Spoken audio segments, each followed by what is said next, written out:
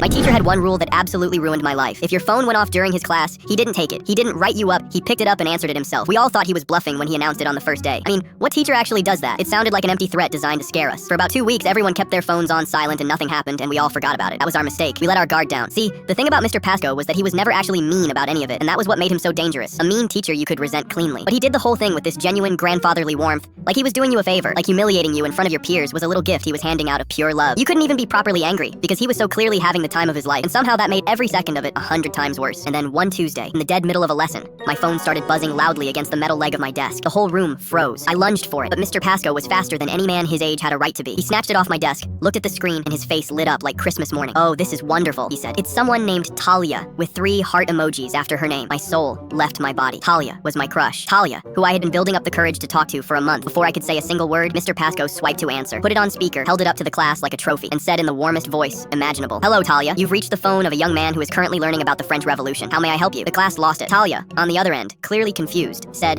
"Is this Milo's phone? Who is this?" And Mr. Pasco said, "This is his history teacher. He can't come to the phone right now because he's been staring at your contact photo instead of the board for the past 10 minutes. I have never wanted to disappear so badly in my life." Talia went quiet, and I will never forget this, she started laughing. Not a mean laugh, a delighted one. She said, "Tell him I said hi back." And Mr. Pasco, this absolute menace of a man, said, "He can hear you. He's currently the color of a fire truck." That should have been the end of it. It was not the end of it, because Talia thought the whole thing was hilarious, and she started texting me during that class on purpose, just to see what Mr. Pasco would do. And every single time, this man would answer with a full status report. "Milo is doing well today. He answered a question correctly. Morale is high. Milo is currently drawing something in his notebook that is not history related. Please advise." One time she called instead of texting, and he narrated an entire play-by-play of me trying to solve a group activity while the whole class listened. He's leading his group now. It's not going well. He's just suggested an answer that is confidently wrong. The group is turning on him. Another day he answered, and it wasn't Talia at all. It was my mom, calling to remind me about a dentist appointment. And Mr. Pasco had a full, pleasant 2-minute conversation with her about my flossing habits, while 30 teenagers silently wheezed into their sleeves. My own mother thought he was delightful. She told me at dinner that my history teacher seemed like a very involved man. She had no idea he was systematically dismantling my dignity one phone call at a time. And honestly, neither did I until it was already too late. Meanwhile, the rest of the class is crying, laughing, and I'm sitting there being roasted alive by a 50-year-old man in front of the girl I liked. But here's the part that actually ruined my life in the best possible way. One afternoon, Talia texted. Mr. Pasco answered as usual, and she said, "Okay, can you actually ask him something for me? Ask him if he wants to get food after school." The class went absolutely feral. Mr. Pasco lowered the phone, looked at me over his glasses, and said, "Milo, it's for you. It seems to be important." So yeah, my teacher's dumb rule completely ruined my life. If by ruined you mean he answered one phone call and accidentally got me a girlfriend, who to this day still asks about the history teacher who set us up. My teacher had one